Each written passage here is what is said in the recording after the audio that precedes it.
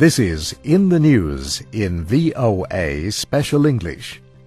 Nicolas Sarkozy will take office Wednesday as President of France. He supports labor reforms, tax cuts, and strong controls over crime and illegal immigration. As Interior Minister, he was known for strongly worded conservative positions on law and order. Now he proposes to liberalize the French economy to better compete in world markets. Some say his proposed economic reforms could lead to labor unrest. The plan includes a right to work more than 35 hours a week. Before anything, he will need the support of Parliament. Legislative elections are in June. People call him Sarkozy the American because he supports the United States.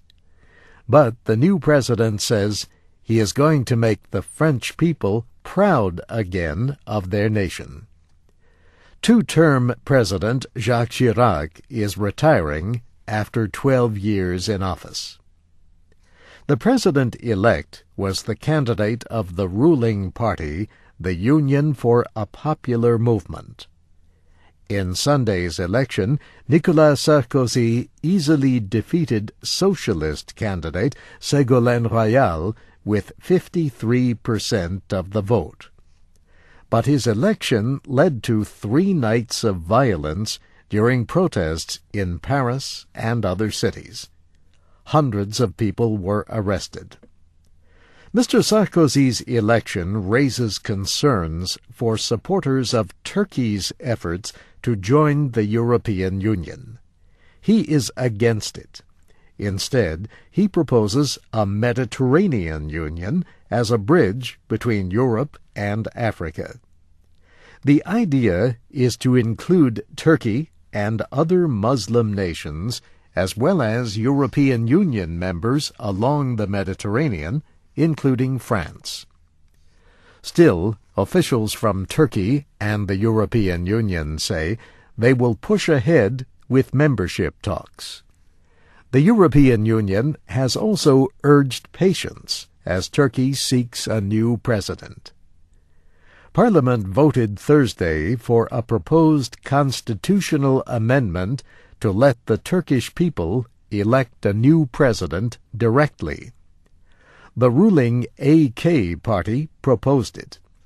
This comes after the party failed to get Parliament to elect Foreign Minister Abdullah Gül.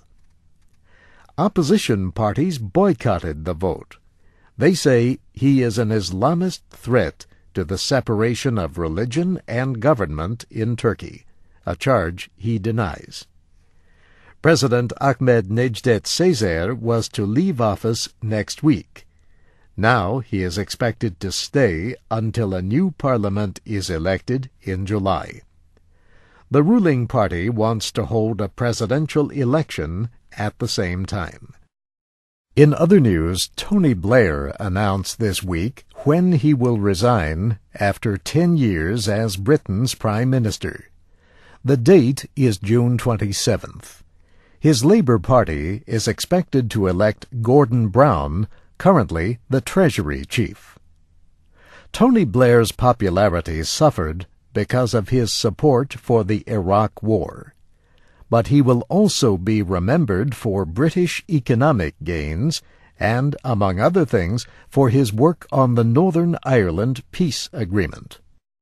This week, a government was inaugurated in which Protestant and Roman Catholic leaders will share power in the British province. The hope is for a lasting end to 30 years of conflict. In the News in VOA Special English was written by Jill Moss. I'm Steve Ember.